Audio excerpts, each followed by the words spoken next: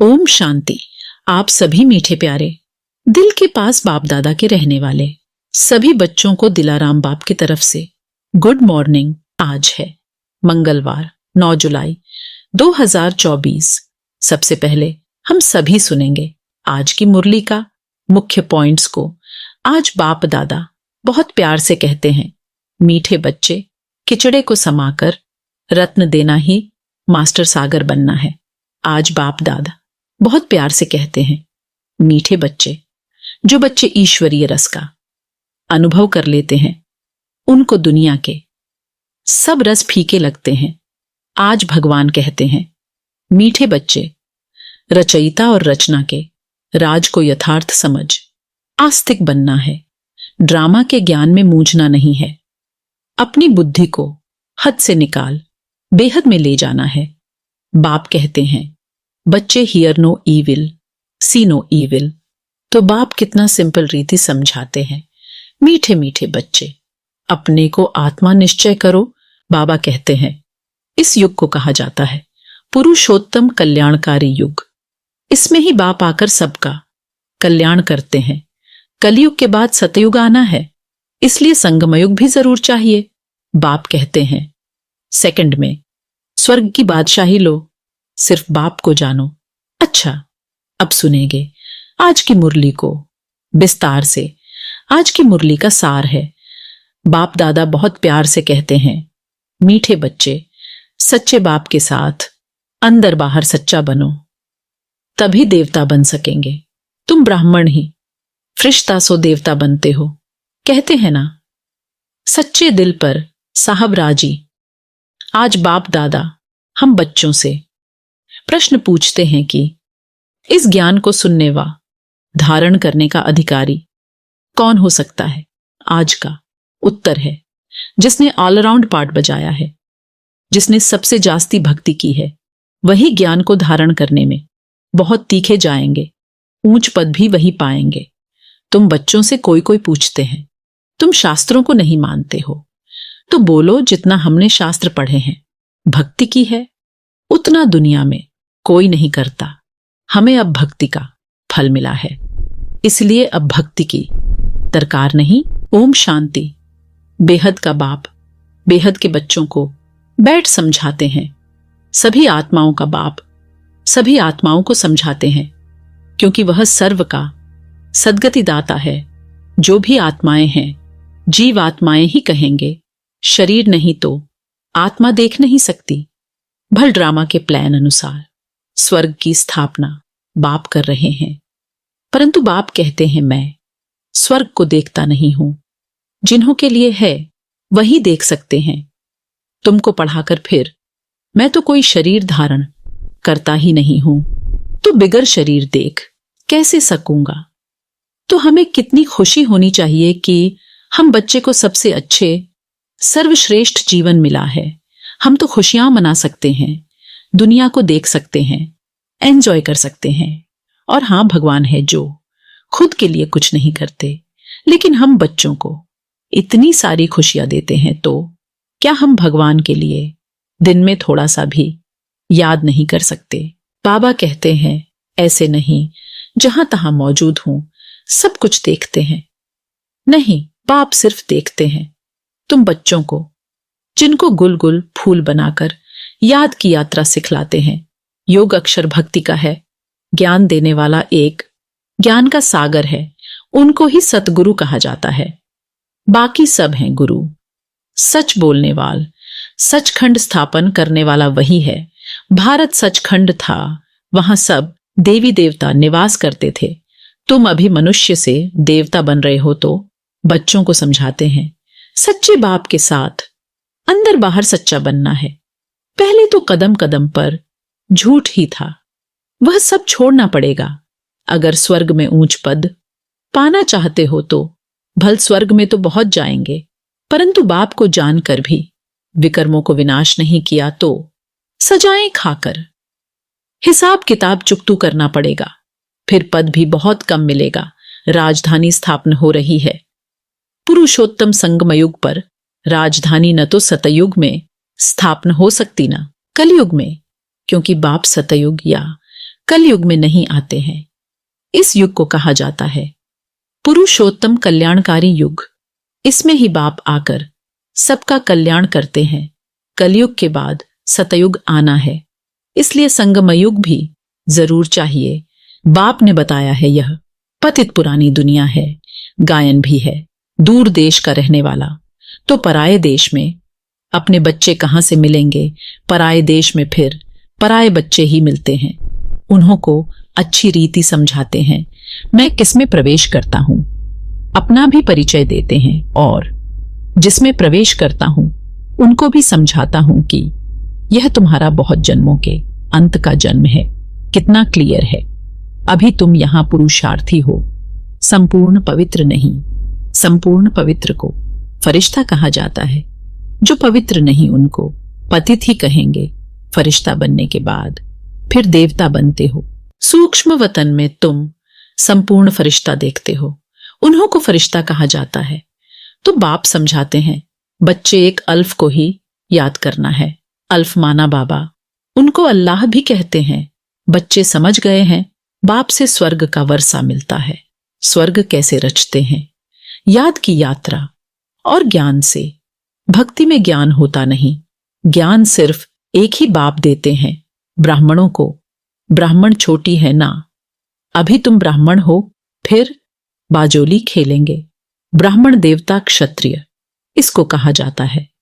विराट रूप, विराट रूप कोई ब्रह्मा विष्णु शंकर का नहीं कहेंगे। उसमें छोटी ब्राह्मण तो है नहीं। बाप ब्रह्मा तन में आते हैं, यह तो कोई जानता नहीं। ब्राह्मण कुल ही सर्वोत्तम कुल है, जबकि बाप आकर पढ़ाते हैं। बाप शूद्रों को तो नहीं पढ़ाएंगे ना, ब्राह्मणों को ही पढ़ाते हैं। पढ़ाने में भी टाइम लगता है।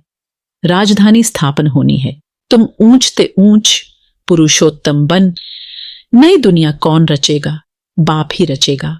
यह भूलो मत, माया तुमको भुलाती है। उनका तो धंधा ही यह है, ज्ञान में इतना इंटरफियर नहीं करती है, याद में ही करती है। आत्मा में बहुत किचड़ा भरा हुआ है, वह बाप की याद बिगर साफ हो न सके। योग अक्षर से बच्चे बहुत मूंझते हैं, कहते हैं बाबा हमारा योग नहीं लगता। वास्तव में योग अक्षर उन हठयोगियों का है। सन्यासी कहते हैं ब्रह्म से योग लगाना है।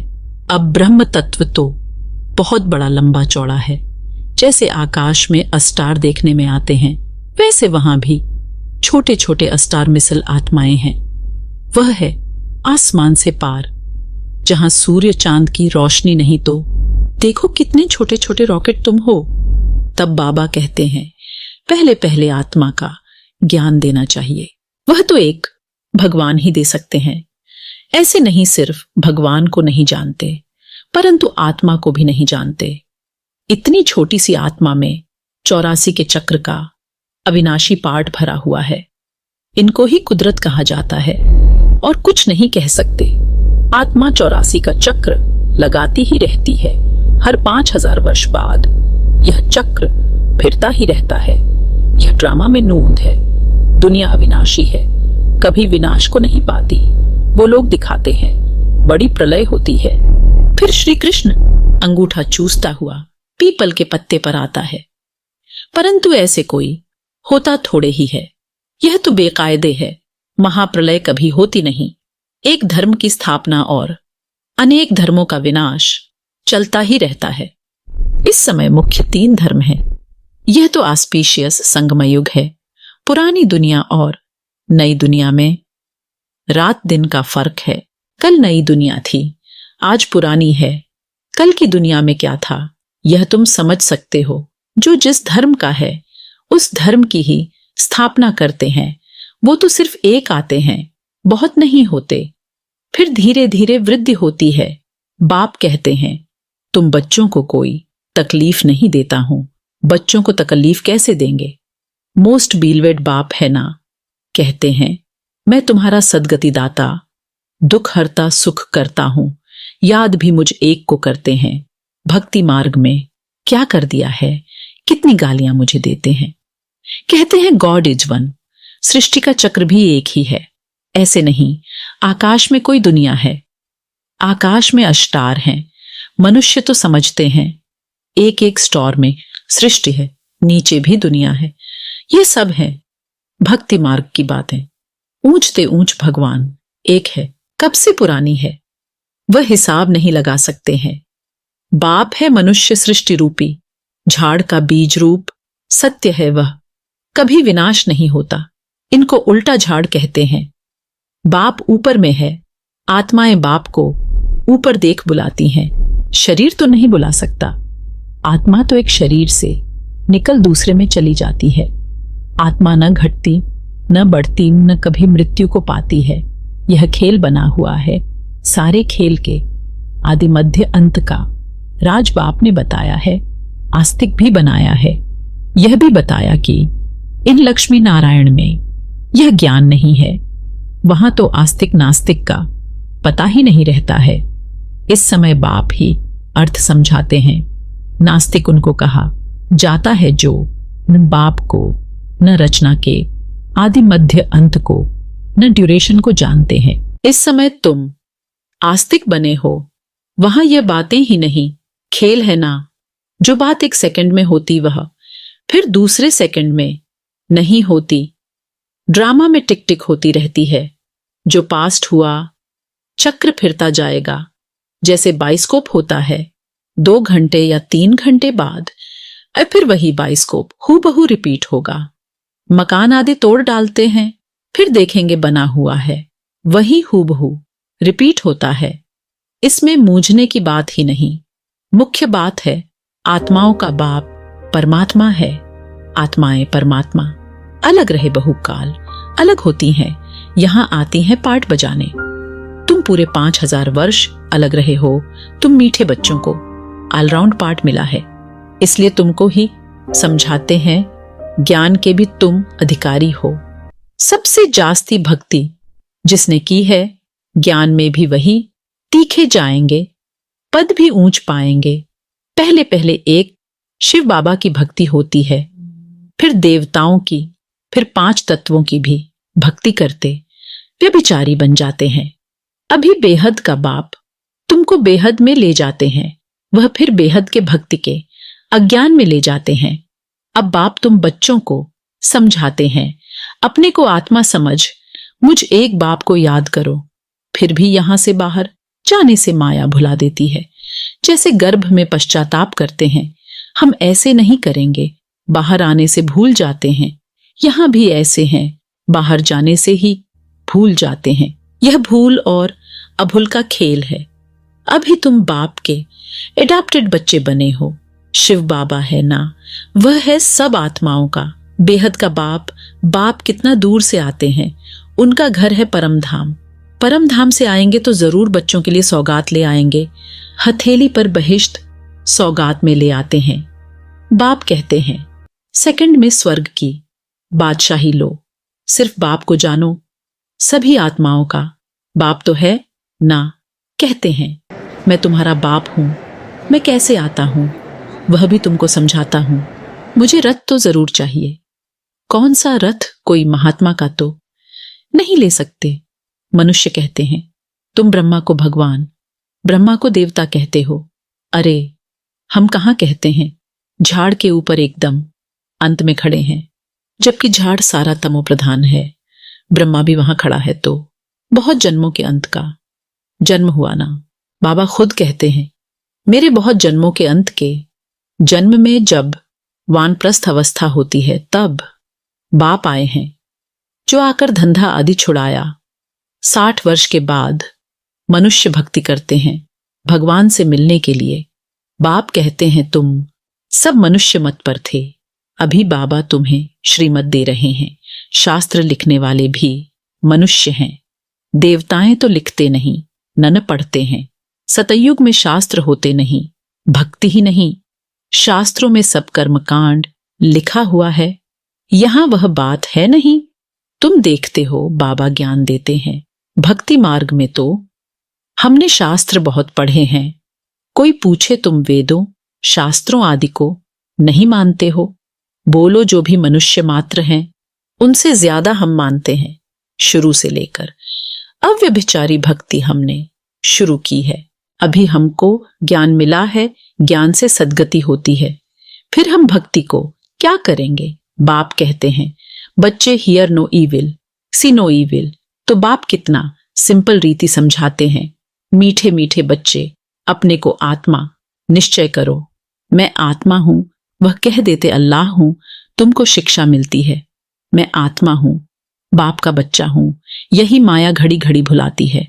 देह अभिमानी होने से ही उल्टा काम होता है। अब बाप कहते हैं, बच्चे बाप को भूलो मत, टाइम वेस्ट मत करो। अच्छा, मीठे मीठे सिकीलधे बच्चों प्रति मात पिता बाप दादा का याद प्यार और गुड मॉर्निंग। रूहानी बाप की रूहानी बच्चों को नमस्ते। हम रूहानी बच्चों को, रूहानी माता पिता बाप दादा को तहे दिल से याद प्यार और नमस्ते नमस्ते नमस्ते। धारणा के लिए मुख्य सार है, पहला पॉइंट्स है, रचयिता और रचना के राज को यथार्थ समझ आस्तिक बनना है।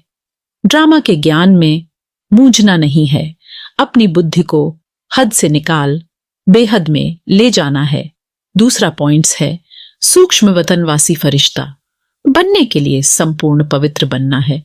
आत्मा में जो किचड़ा भरा है उसे याद के बल से निकाल साफ करना है। आज का वरदान है, ईश्वरीय रस का अनुभव कर एकरस स्थिति में स्थित रहने वाली श्रेष्ठ आत्मा भव।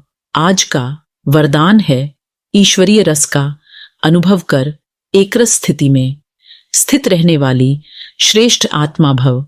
जो बच्चे ईश्वरीय रस का अनुभव कर लेते हैं उनको दुनिया के सब रस फीके लगते हैं। जब है ही एक रस मीठा तो एक ही तरफ अटेंशन जाएगा ना, सहज ही एक तरफ मन लग जाता है, मेहनत नहीं लगती है। बाप का स्नेह, बाप की मदद, बाप का साथ, बाप द्वारा सर्व प्राप्तियां सहज एकरस स्थिति बना देती है। ऐसी एकरस स्थिति में स्थित रहने वाली आत्माएं ही श्रेष्ठ हैं। आज का स्लोगन है, किचड़े को समाकर रत्न देना ही मास्टर सागर बनना है। आज का स्लोगन है, किचड़े को समाकर रत्न देना ही मास्टर सागर बनना है। अच्छा, ओम शांति। आप सभी गॉडली स्टूडेंट्स को तहे दिल से बहुत बहुत थैंक्स। भगवान हमेशा आपके साथ हैं।